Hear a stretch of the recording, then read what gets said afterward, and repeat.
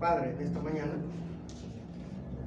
bendito seas por concedernos un día más de vida, también salud, y también, oh Dios eterno, glorioso y bendito, la oportunidad nuevamente de estar en esta tu casa de oración, nuestra casa de oración, esperando, Señor, que el Espíritu Santo esté moviéndose en cada corazón aquí presente. Y también, Señor, apresurando los pasos de quienes tal vez vienen en camino.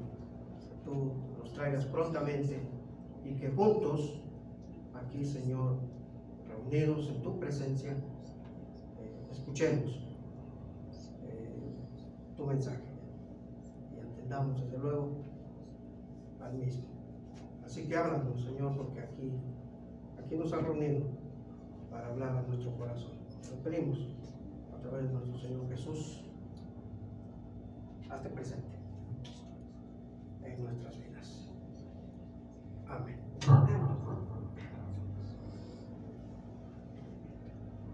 Tomen su lugar, hermanos.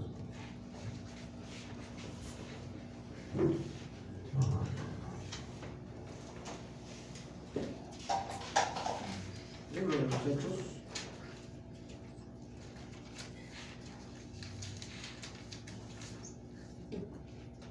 Capítulo 6.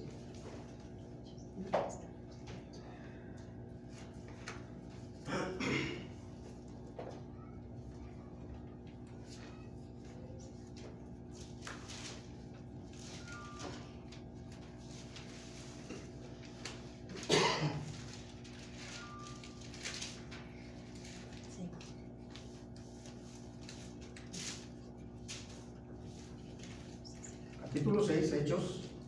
Vamos a estar considerando estos 3 versículos a los cuales ya se les dio lectura hace unos momentos, versículos 8 al versículo 10.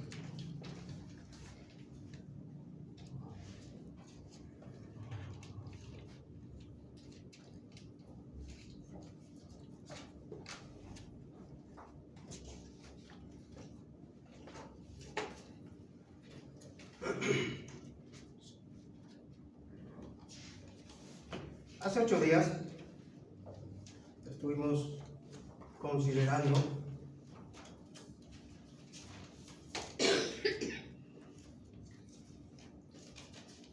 tres puntos, entre otros, 3 puntos vitales e importantes que se llevaron a cabo en la iglesia primitiva.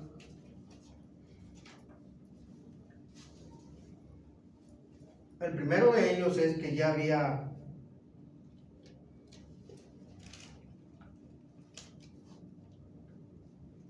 empezado una revuelta, ¿verdad? Allí dentro de la iglesia ya había surgido una inconformidad y los apóstoles no esperaron mucho tiempo para poner manos a la obra en la resolución de esta problemática que estaba presentándose allí en la iglesia en Jerusalén. Para resolverlo, propusieron la elección de hermanos personal que se hiciera cargo en la administración de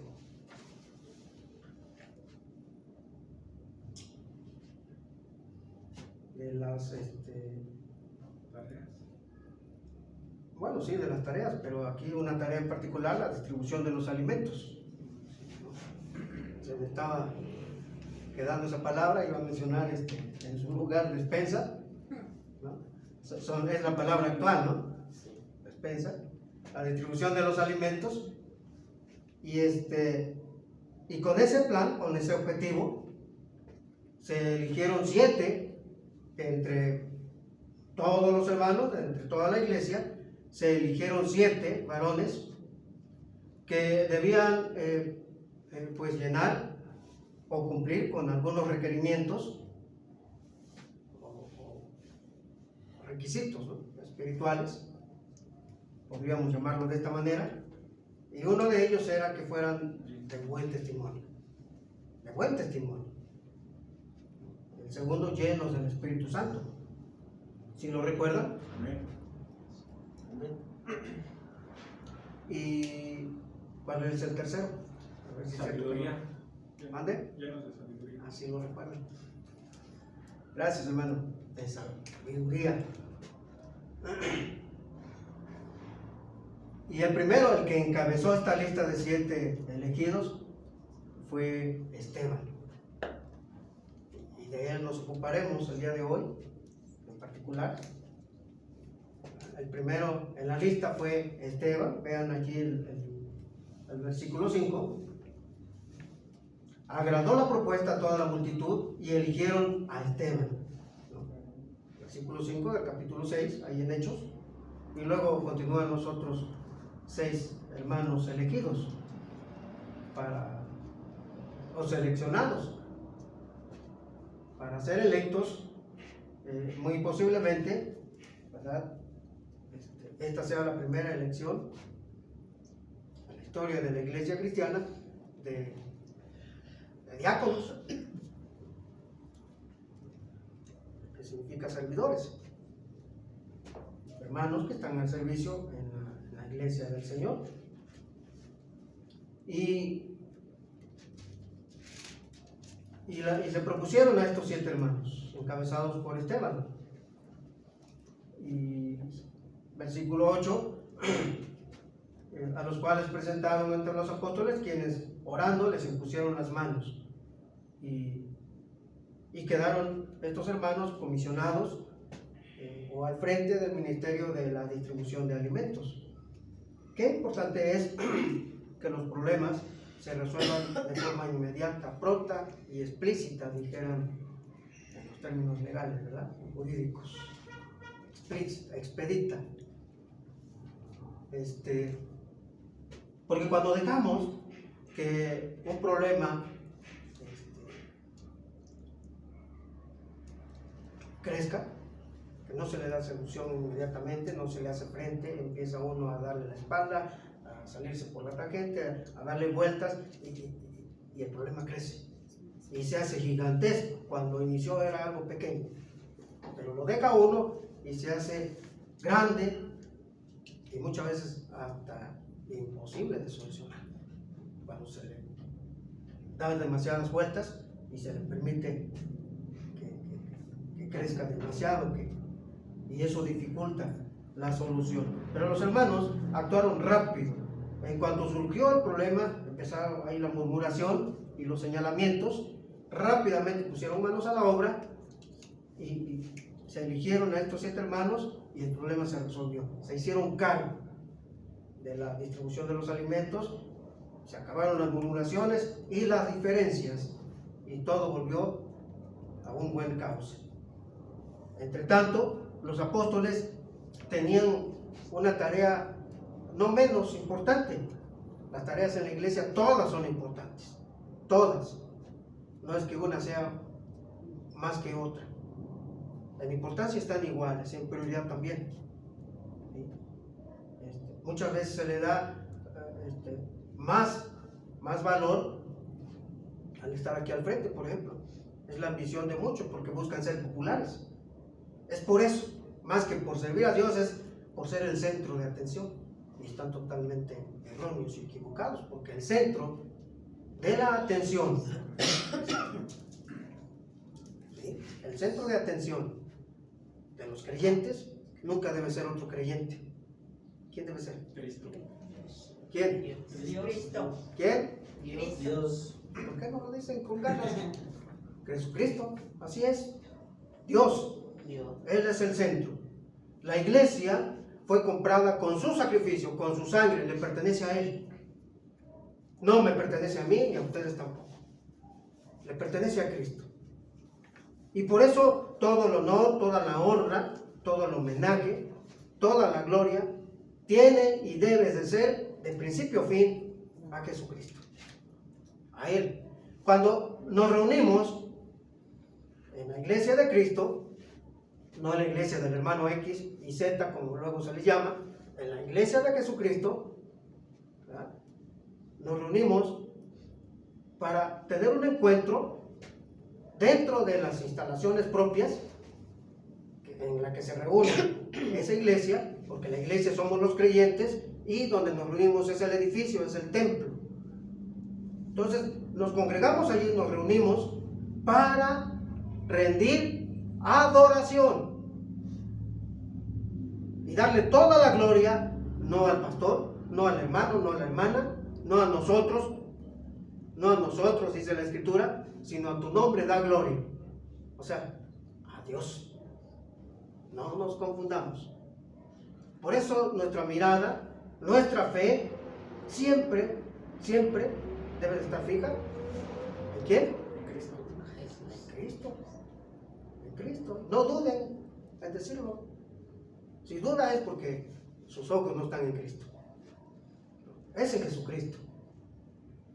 Si usted lo pone en algún hermano o en alguna hermana, usted está totalmente equivocado y errado. Por muchas razones, pero en particular, la primera es porque el Salvador, en quien usted ha rendido, o a quien ante usted, o usted ante quien ha doblado su rodilla, es ante Jesucristo.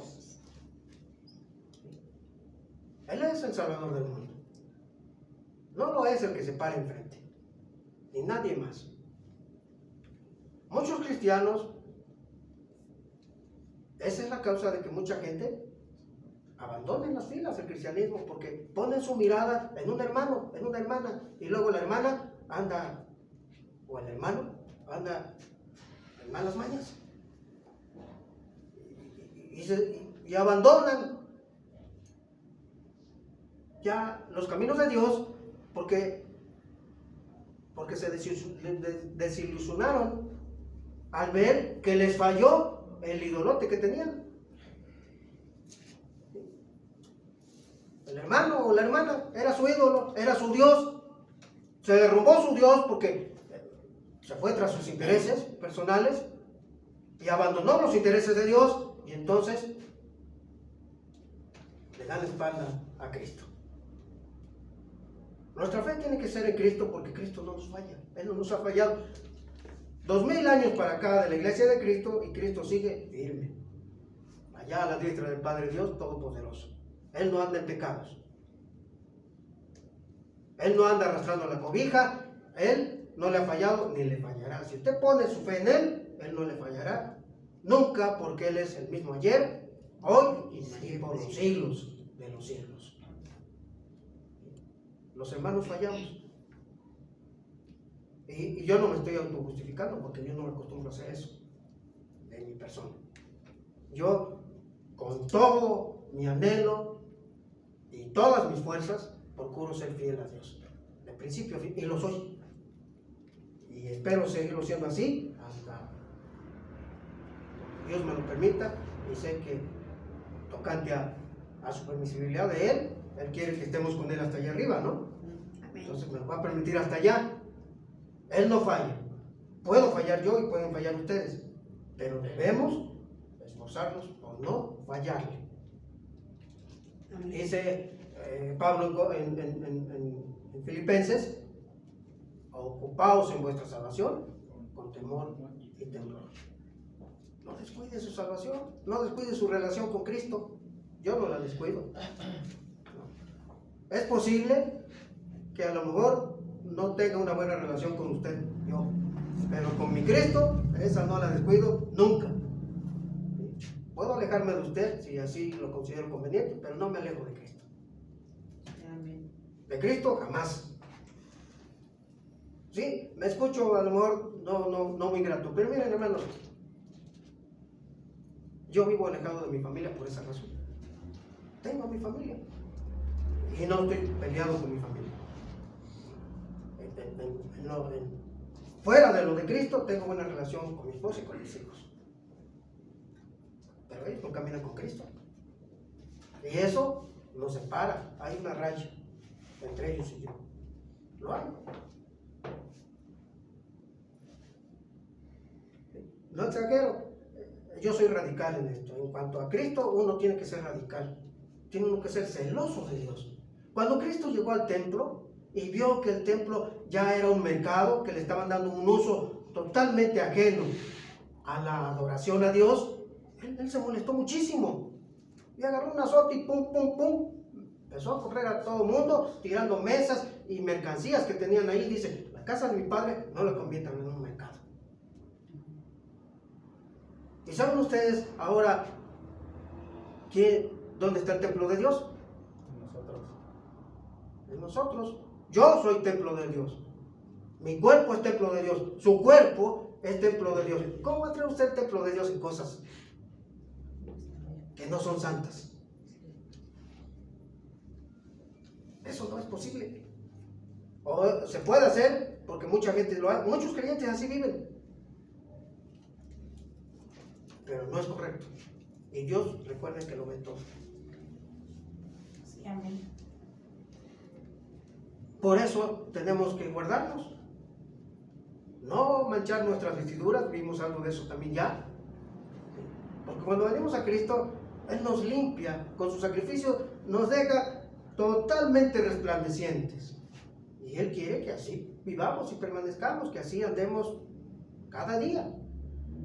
No que a la primera de cambio andemos por allá en malas mañas.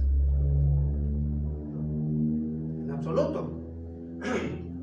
El requisito más importante para cualquier servicio cristiano es estar lleno de fe y del Espíritu Santo, según lo vamos a ver aquí con Esteban. Vean, por ejemplo, el versículo 5, la segunda parte, la segunda línea de ese versículo dice, bueno, lo leo al principio, dice, agradó la propuesta a toda la multitud y eligieron a Esteban. ¿Y Esteban cómo era? Lleno de fe. Lleno de fe, ¿y qué? Y del Espíritu Y Santo. del Espíritu Santo. Ahí está el requisito. ¿Sí? Más importante para cualquier clase de servicio, cualquier clase de tarea, cualquier clase de ministerio en el cual Dios nos ponga para que ahí sirvamos. ¿Cómo debe de ser su vida? Lleno de fe y lleno del Espíritu Santo. Aquí, olvídense de las medias tintas, Aquí no se permite eso. O sea, con Dios no hay esto, hermanos. Acostumbrémonos a eso. Yo tengo que ser sinceros con ustedes, porque la verdad es la verdad. Y cuando estamos aquí al frente tenemos que hablar la verdad. La palabra de Dios es la verdad. Él es la verdad. Y así tenemos que proclamarlo. No andar así, ¿no? Disfrazando la verdad y dándole por quedar bien. No, si me quieren apedrear, apedréenme, pero por hablarles la verdad.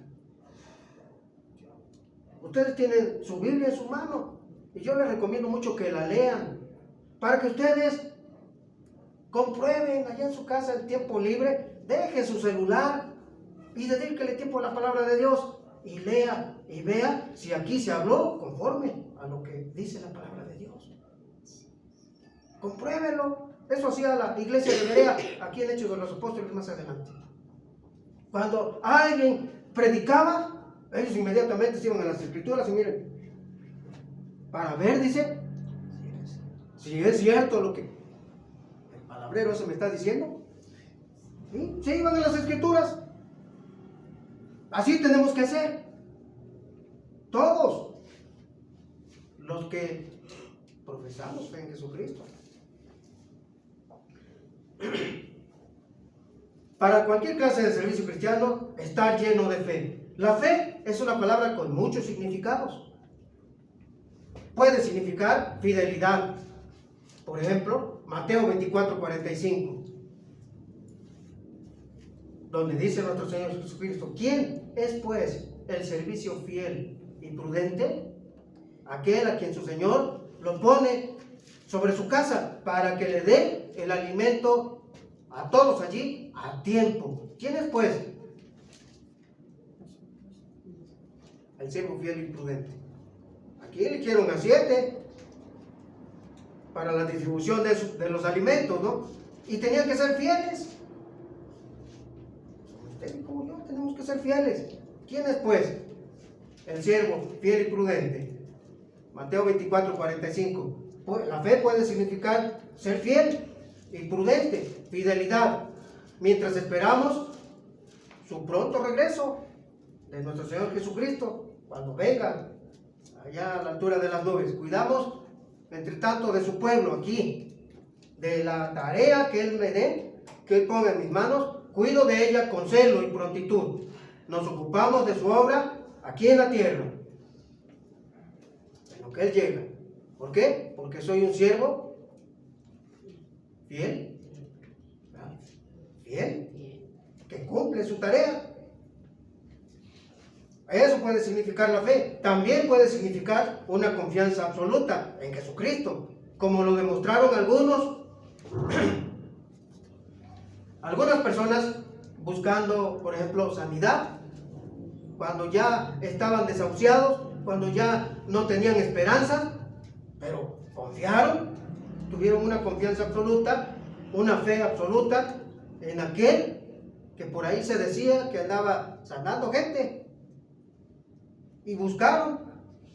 Os digo que ni aún en Israel he hallado tanta fe, dijo Jesucristo, del centurión romano, aquel gentil que no conocía el amor de Dios, pero que mandó en búsqueda de Jesús porque creyó en Él. Y antes de que Jesús llegara a su casa, porque tenía un hijo, este centurión, que estaba enfermo de muerte, y buscaba que Jesús lo salvara. Él creía que Jesús podía salvarlo, tenía una fe absoluta en Jesucristo, y envió a uno de sus siervos. Era un centurión romano, es un soldado romano que tiene bajo sus órdenes a 100 soldados. Entonces, él agarró uno de ellos y lo envió. Y cuando todavía Jesús no llegaba a la casa, estaba por allá, él le envió a decir con otro: Señor, no es necesario que tú vengas. Por eso yo ni siquiera me consideré digno de ir a ti, porque yo sé que tú puedes desde allá sanar a mi hijo con solo mandarlo, con solo ordenar que se haga y se hará. Y Jesús alabó esa fe de ese hombre, porque Jesús puede sanar sin estar allí. No necesita estar aquí en forma visible, presente para sanar. Puede hacerlo desde allá, desde los cielos donde está. Si ve fe en usted, una fe absoluta, completa, sin duda alguna. Lucas 7, versículos 2 al 10, lo que le acabo de compartir. También la fe puede significar una esperanza confiada, según Hebreos 11:1. Creer que Dios cumplirá sus promesas, aunque aún no sean hechas realidad. Pero puede hacerlo si Él lo desea. Y yo lo creo. Entonces mostramos verdadera fe. La fe es un don de Dios. Un don que Dios nos da, nos concede. Cuando Él nos salva, da fe. Nos concede una relación con su Hijo Jesucristo, quien nos ayuda a ser como Él, cada vez más semejante a Jesucristo. Y mediante esa fe que Él nos ha concedido, pasamos de muerte a vida, según Juan 5:24. Así que la fe es un regalo, es una gracia divina. Y este es el requisito más importante para cualquier servicio cristiano: que haya fe. Y no solamente que haya fe, que estemos llenos de fe. Porque sin fe es imposible agradar a Dios. Hebreos 11:6. Sin fe es imposible agradar a Dios. Si usted no le cree a Dios, es imposible. No se puede hacer nada. Porque vean nada más. Por la fe, Abraham, abandonó su tierra al llamado de Dios, creyéndole a Dios que Dios le iba a dar una mejor tierra, mejores oportunidades a donde Dios le estaba indicando que tenía que ir. Abraham tuvo que abandonar toda su seguridad que le confería la tierra que él conocía, las personas que él ya conocía allí, sus vecinos, en los cuales quizás hasta se apoyaba cuando un favor, ¿no? Él tenía que dejar todo eso. ¿Por qué razón? Porque Dios le dijo, vete de tu tierra y vete también de tu parentela. Tenía que abandonar a la familia.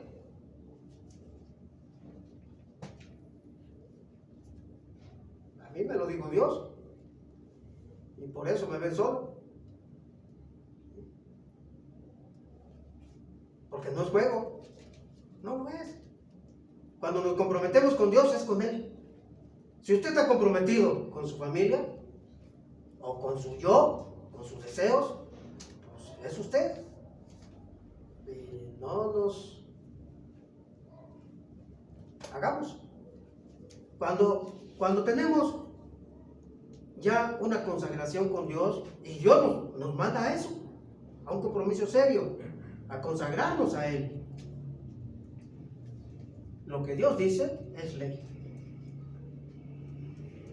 Lo que Él nos dice se cumple, porque Él lo dice, aunque vaya en contra de mis propios gustos, ¿sí?, de mi propia comodidad, de mi propia seguridad, de mis propios antojos o caprichos. Cuando Dios ordena, a la orden, Señor. ¿Por qué? Pues porque Él lo está diciendo.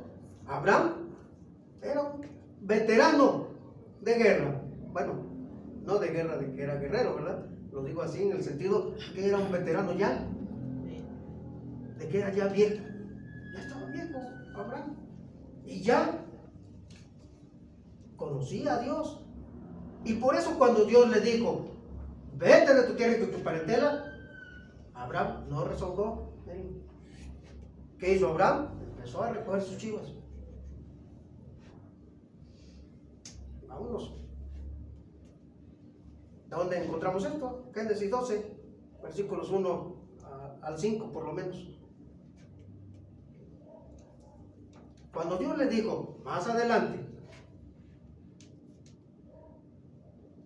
Abraham, sacrifica a tu hijo Isaac, tu único hijo, ese que amas tanto.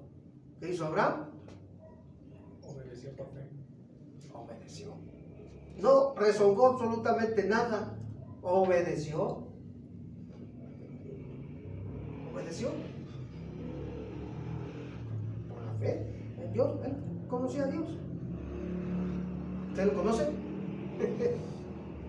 Ya, quién sabe, ¿verdad? Noé. Dios le dijo, Noé, construye un barco. ¿Un arca es eso? ¿Un barco? De hecho, los barcos actuales, esos grandes buques, esos grandísimos, tienen las dimensiones, o sea, el tamaño de largo, de ancho, son las medidas que Dios le dio a Noé, ahí en Génesis, capítulo 6 o 5.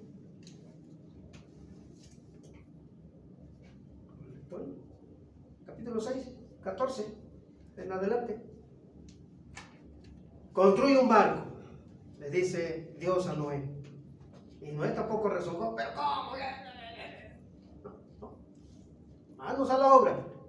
Aunque era una situación ilógica. ¿Saben por qué? Porque donde vivía en esos momentos Noé, la zona geográfica, la tierra allí, es desértica. Ahí no hay un río cercano, no hay, mucho menos el mar. Es desierto prácticamente. Es un lugar seco, no hay agua. ¿Para qué construir ¿Saben dónde se construyen los barcos? Pues en el mar, ¿no? En la zona portuaria, ¿no? ¿no? Sí. Pues sí, porque ¿dónde van a navegar? En el mar. No van a navegar en la arena del desierto, ¿no? Era algo ilógico. De hecho, Noé tuvo que soportar por 120 años, a partir de que Dios le da la orden de construir el arca, el buque, el barco, 120 años en adelante. Le costó mucho tiempo hacerlo, no era cualquier cosa. Para los medios, en cuanto a herramienta y todo lo que se requiere en aquellos tiempos, imagínense construir un barco, un buque de esos que vemos luego transatlánticos, llenos de contenedores, esos contenedores que llevan los trailers en sus plataformas, son enormes, y un barco de esos lleva cientos de carga, de contenedores de esos. Y Noé construyó un barco de esos. Pudo haberse puesto en huelga, ¿verdad? Señor, ¿cómo crees? Eso es imposible. No, busca otro. Los personajes como ellos, por fe, fueron obedientes. Obedecieron a Dios, aunque la tarea fuera monumental. Y sí, ciertamente muy difícil. Muy difícil. Hoy en día se tiene grúas, maquinaria, bueno, tecnología. Pero en aquellos tiempos no había nada, queridos hermanos, para construir algo así. Y nada más lo hizo Noé con su familia.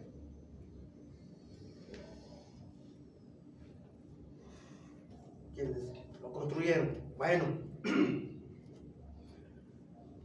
por fe, una mujer que tenía un desorden que le producía sangrado, desde hacía 12 años venía arrastrando ese problema, había gastado todo cuanto tenía de dinero, de ahorros, todo en médicos, y seguía igual o peor. Ninguno lo sanó, más bien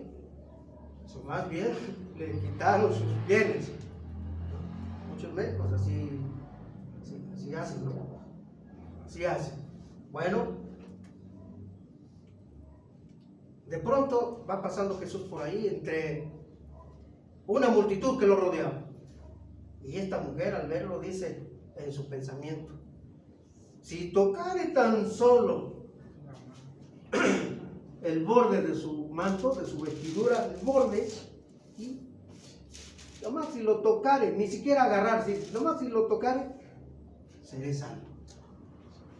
Seré salvo.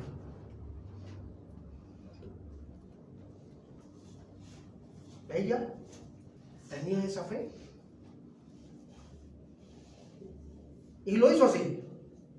Se dirigió a espaldas de Jesús y, abriéndose paso entre la multitud de gente que lo rodeaba, logró estirar la mano y tocó su manto. Y al momento sanó. Marcos 5:28. Si tocare tan solamente su manto, seré salva. Era lo que ella pensaba, lo que había en su pensamiento. Si tocare tan solamente su manto, seré salva. Eso es fe, queridos hermanos. Eso es fe. ¿Cómo andamos en fe? ¿Cómo andamos en fe? Amén.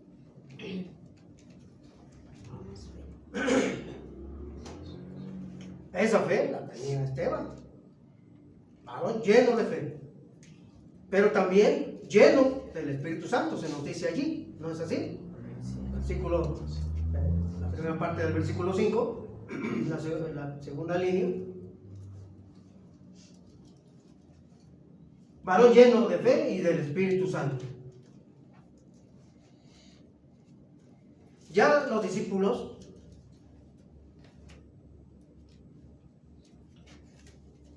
apóstoles, después 120 creyentes, y después 3,000 y después 5,000, pero primero los apóstoles, allá en Hechos 2, versículo 5, habían sido llenos del Espíritu Santo, se nos dice ahí en Hechos 2:5, porque habían esperado la promesa que Cristo les había dicho allá en Hechos 1:8, que esperar la llegada del Espíritu Santo para ser llenos del Espíritu Santo, y entonces tendrían el poder que se necesita, que se requiere para ser testigos de Cristo. Recibieron el Espíritu Santo, ¿verdad? En Hechos 2:4, el Espíritu Santo les dio poder, y entonces fueron testigos de Cristo, y con resultados extraordinarios. Ya vimos los primeros testimonios, cuando Pedro se levanta y 3,000 se convierten a Cristo. Y luego el segundo testimonio,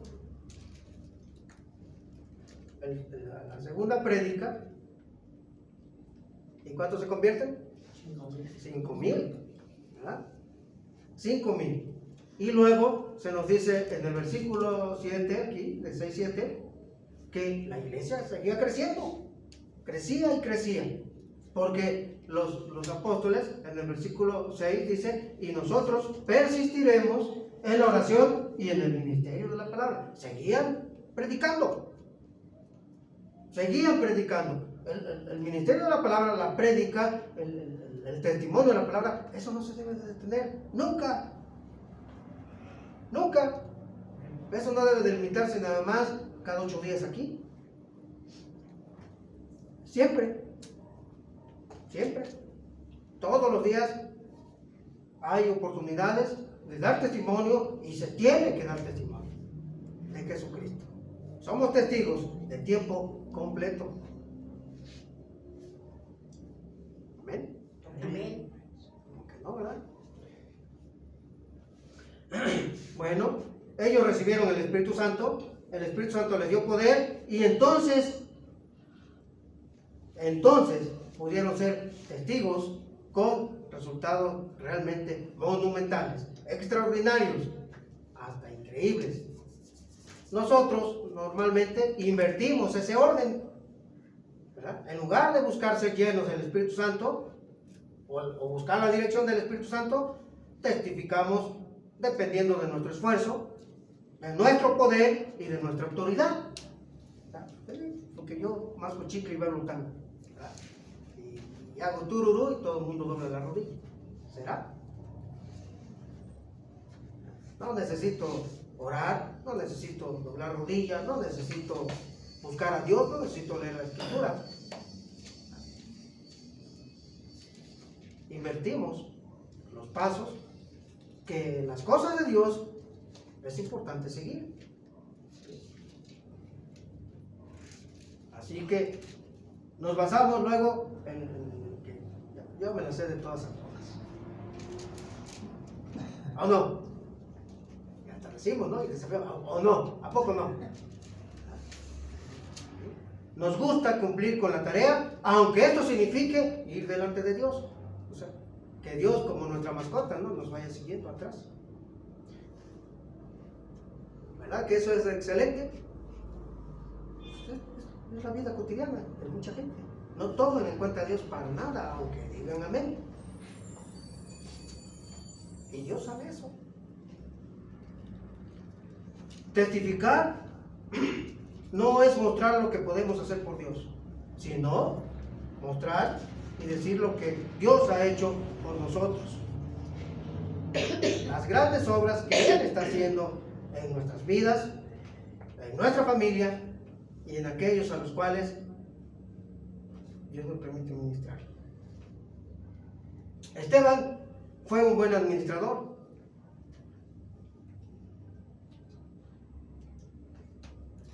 Fue un obrero milagroso, versículos 6 y el versículo 8, por ejemplo.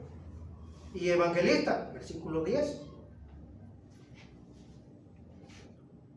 Fíjense, ahora sí que las capacidades y habilidades de Esteban. Administrador. Buenos días. Obrero. Milagroso. Según el versículo 6, ¿qué hacía Esteban? Dice, Esteban lleno de gracia y de poder, hacía grandes prodigios y señales entre el pueblo. Versículo 8. Pero servidor de Dios, era un testigo de Dios, milagroso. ¿Sí? Dios hacía prodigios y milagros a través de Esteban. Vean lo que es estar llenos de fe y del Espíritu Santo.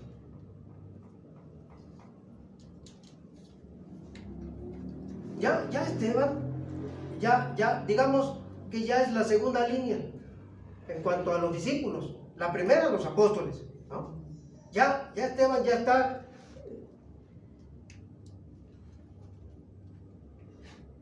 Bueno, al principio ni se menciona, ¿no?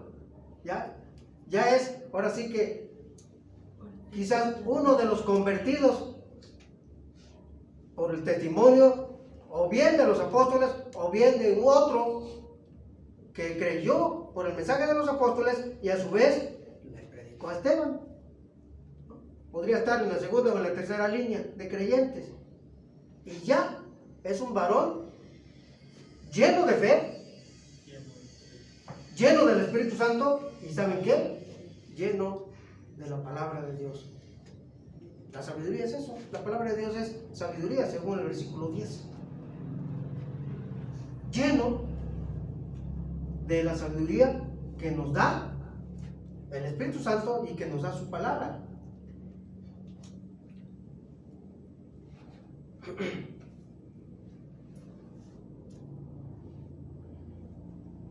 Así que Esteban fue administrador, obrero, milagroso y evangelista, según el versículo 10, por el poder del Espíritu Santo. El Espíritu Santo obrando poderosamente en su vida y en la vida de otros a través de él. ¡Qué maravilla hace Dios en la vida de los creyentes que se rinden totalmente a Él! Si Dios no obra muchas veces en nuestras vidas, es porque no se lo permitimos, porque seguimos siendo yo, y yo, y yo. Y luego yo, y el yo. Y ahí no obra el Espíritu Santo, queridos hermanos. Ahí no obra el Espíritu Santo. Era un hombre poderoso en las Escrituras, tan poderoso que sus oponentes que estaban debatiendo con él no lo podían refutar. Versículo 10. No lo podían refutar, no podían contra él, y le estaban echando un montón, no podían. ¿Por qué? Porque Esteban estaba lleno del Espíritu Santo y conocía la palabra de Dios. La conocía y la usaba. Y ante la palabra de Dios, queridos hermanos, no hay quien la resista. No la hay. Y yo puedo dar testimonio de eso. De veras. ¿Sí? No es jactancia. Pero Dios, ahorita ya tiene tiempo que no, porque como que yo me alejé un poco de los debates. Pero en mis inicios yo debatía mucho como Esteban. Y debatía yo con profesionistas, con abogados, con doctores, de esos doctores viejos y que se creen que se la saben de todas, ateos, y se rendían. ¿Sí? Terminaban diciéndome, no podemos con usted, está usted muy preparado. ¿Qué preparado? La palabra de Dios. Eso era lo que yo usaba y uso. No hay quien la resista. No hay. Le buscan y le buscan y le buscan y le buscan y le buscan, y contéstele con la palabra de Dios, pero sabiamente, no nada más con ocurrencias. Le va usted tapando Y la palabra de Dios tiene respuesta para todo y para todos. La tiene, hermanos. Por eso es importante que usted conozca la palabra de Dios. Léala. Léala. Su vida, hermano, es su problema, no es mi problema. Es su problema y usted tiene la responsabilidad de su propia existencia como de aquellos que dependen de usted en su casa. Y luego usted va a dar cuenta ante Dios de su propia vida y de la vida de aquellos que estuvieron bajo su dirección, bajo su autoridad. Y si no está usted haciendo las cosas como Dios manda, le va a ir como en feria. Eso no lo va a evitar. Todos, dice la Escritura, compareceremos ante el tribunal de Cristo. Así que nadie va a evitar eso. El que tengamos que dar cuenta a Dios, le vamos a dar cuenta. Y todo el mundo está distraído, muchas veces hasta enloquecido, trastornado con el celular. Y el celular es el Dios de muchos. Le dedican horas y ahí no escatiman tiempo. ¿Por qué no le dedican nada a la palabra de Dios? ¿Cuántos capítulos leyó usted del sábado pasado a este sábado de hoy? ¿Cuántos de la palabra de Dios? Pero ¿cuántas horas le dedicó a su celular? ¿Qué pasó? Bueno, síganlo haciendo, ese es su problema, hermano. Yo no, allá usted, yo sinceramente y con todo respeto, no es de mi conveniencia, pero las cosas son así de claras, así de claras. Lea la palabra de Dios. Esteban, no lo resistieron, versículo 10. Pero no podían resistir a la sabiduría y al espíritu con que hablaban. No podían. Y eran oponentes, realmente asesinos los que tenían, porque son los mismos que enjuiciaron a Jesús. Son los mismos que tuvieron ahí a Pedro y a Juan, ahí en el centro, el Sanedrín y compañía. Y aquí se unieron otra secta, los libertos. De ellos hablaremos en 8 días. Versículo 9. No nos ocuparemos hoy, lo dejamos pendiente. Para que no falten. Próximo sábado, mismo canal, ¿no? Misma hora, 10 de la mañana. Aquí, nos damos cita. Pero Esteban era un poderoso en las Escrituras. ¿Cuál es su secreto? Lleno de fe y lleno del Espíritu Santo. Usted no se va a llenar del Espíritu Santo con su celular. Se lo vuelvo a decir. Nunca va a ser lleno del Espíritu Santo así. Nunca. ¿O sí? Si usted cree que sí, sígalo haciendo. Sígalo haciendo. ¿Sí? Porque luego nada más nos seguimos la corriente. Pero sabemos que no será así. El poder del Espíritu Santo involucra o trae consigo gracia, nos confiere gracia, valor, entrega, confianza, conocimiento, habilidad y autoridad. Todo eso y más nos proporciona el Espíritu Santo. Porque solamente tenemos que ver a Esteban, versículo 8. Esteban dice, lleno de gracia y de poder, hacía grandes prodigios y señales entre el pueblo. Lleno de gracia. O sea, estaba lleno también del favor de Dios. Cuando nosotros, hermanos, nos esforzamos, ¿sí? ¿Qué le dijo el Señor a Josué? Josué 1, capítulo 1, versículos desde el 6, creo, en adelante. Mira que te mando, que te esfuerces. Y Dios eso le dice a usted y me lo dice a mí. Mira que te mando, que te esfuerces. ¿En qué? En el celular. Mira que te mando que te esfuerces. En las cosas de Dios, amados hermanos. Dios nos hace y nos lo sigue repitiendo, ¿no? Ese señalamiento, nos hace ese señalamiento. Una, otra, lo hizo con Josué. Mira que te mando que te esfuerces. Y más adelante, enseguida, mira que te mando que te esfuerces. Y que te esfuerces. Y entre lo que te mando dice, nunca se apartará de ti este libro de la ley. O sea, la Biblia. No, dice, nunca se apartará de ti la Biblia, la palabra de Dios. O sea, la voluntad de Dios es que su palabra sea parte de nuestras vidas. Y no puede ser parte de nuestras vidas si la seguimos ignorando. Si la seguimos haciendo a un lado. Porque otras cosas ocupan nuestro tiempo y nuestra devoción y hasta nuestra veneración y adoración. No podemos vivir sin ello. Y eso es lo que Dios quiere ser para nosotros, que no podamos vivir sin Él. Podemos vivir sin muchas de las cosas que nos tienen esclavizados hoy en día. Sí, pero no debemos vivir sin Dios. Eso va en nuestra contra. Va contra nuestra propia seguridad, estabilidad y relación con Dios. Porque si otras cosas están ocupando esa atención en nuestras vidas, Dios no está en nuestras vidas. No lo está. No tenemos realmente una relación y comunión con Él. No lo tenemos. No nos engañemos. Dios no puede ser burlado. Se autoengaña. No engaña a Dios ni a nadie más.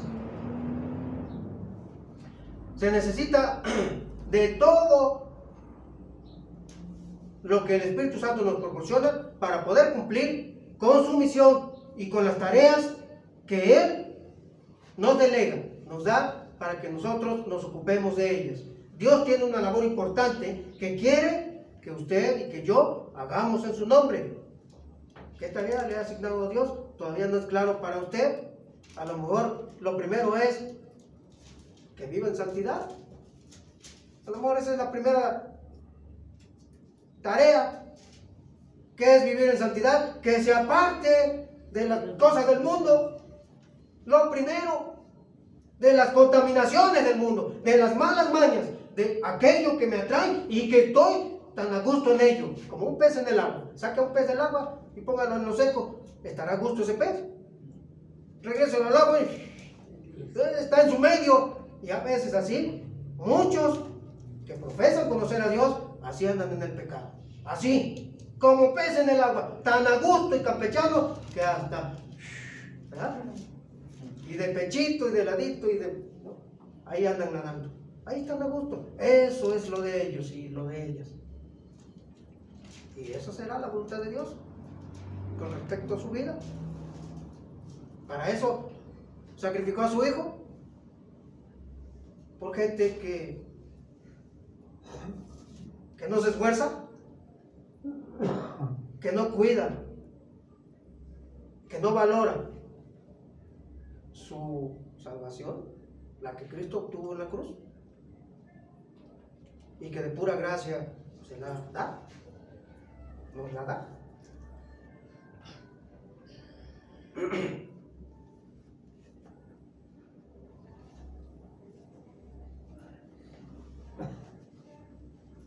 Esteban también fue el primer mártir de la iglesia cristiana. Lo veremos ya en Hechos 7, capítulo 7 en adelante, ya viene eso. Pero antes, aunque no se va a mencionar demasiado, más que prácticamente por aquí, acerca de Esteban, pero lo que se menciona de él es loable. Un varón desconocido hasta estos momentos, en que lo estamos considerando en estos versículos, lleno de fe y del Espíritu Santo. Como él, no era el único, aunque no son mencionados aquí, pero había otros más, incluso también mujeres que servían a la fe, también mujeres llenas de fe, mujeres también llenas del Espíritu Santo. Pero que aquí hay Cuando enfrente una tarea difícil, una decisión importante, o se encuentre en un dilema, ¿no? De esos que no saben ni qué hacer, si para allá o para acá, o qué sí o qué no, ¿no? Muchas veces nos encontramos en la vida así, ¿no? Híjole, ¿y aquí cómo le voy a hacer? Y no sabemos ni por dónde empezar, mucho menos por dónde terminar, ¿verdad? Cuando se encuentre usted así, queridos hermanos,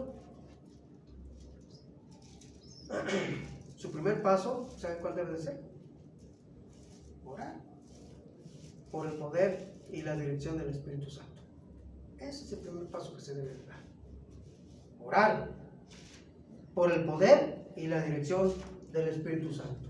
Porque no podemos hacer nada o gran cosa sin el poder y la dirección del Espíritu Santo. No podemos. No podemos. Aunque usted se crea muy capaz, Juan Camané, no es cierto. Dijo el Señor, Juan 15, versículo 5, separados de mí. Así patale y le haga lo que... No, y no se puede. Los que estamos en Cristo dependemos 100% del poder del Espíritu Santo. Fíjense muy bien, 100%. No se base usted en su yo. Deposite toda su fe y esperanza, toda su confianza, completa y absoluta, en el poder del Espíritu Santo. Solamente es a través de él. Y por eso podemos ver a hermanos, a hermanas, que llenos del Espíritu Santo, hacían grandes maravillas, que sorprendían y dejaban boca abierta a todo el mundo. Lo hacían porque Dios estaba obrando a través de ellos. Es Dios el que lo hace. Pero Dios viene a los corazones y a las vidas que se entregan y se rinden a Él por completo, sin reserva, que apartan su mirada de sus propios deseos pecaminosos. Y Dios ve eso y contesta y viene y hace morada en aquel corazón, en aquella vida. Porque debemos, hermanos, debemos reconocer que sin Dios nada podemos hacer. Eso lo tenemos que reconocer. Reconózcalo en su corazón. Separados de Dios, ¿no? Pues usted va a hacer y deshacer, sí, pero sin Dios usted no va a buen puerto. Finalmente terminará en el lado equivocado, va en la dirección incorrecta. Necesita orar y pedir la dirección del Espíritu Santo. Amén. Y entonces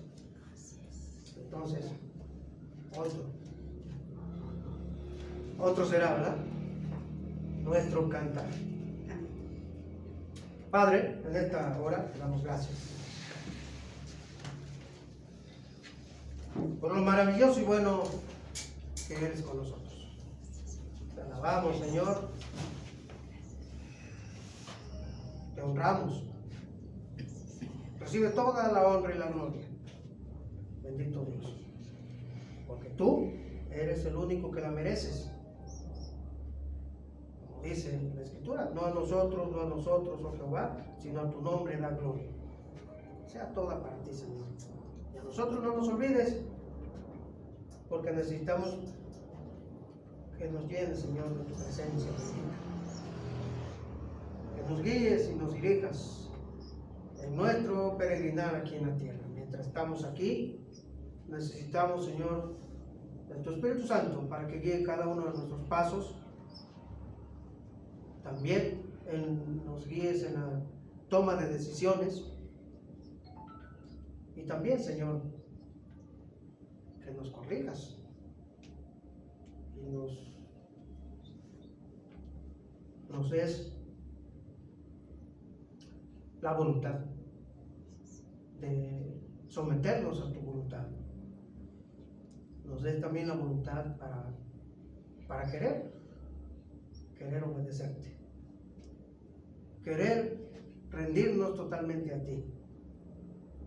Perdónanos, porque sin duda, Señor, en nosotros no hay perfección, en nosotros hay fallas, hay pecado, y necesitamos, Señor, que a través del sacrificio de nuestro Señor Jesucristo, por su sangre que Él derramó allí, a nuestro favor, tú nos purifiques, nos limpies, Señor, y nos dejes como blanca lana.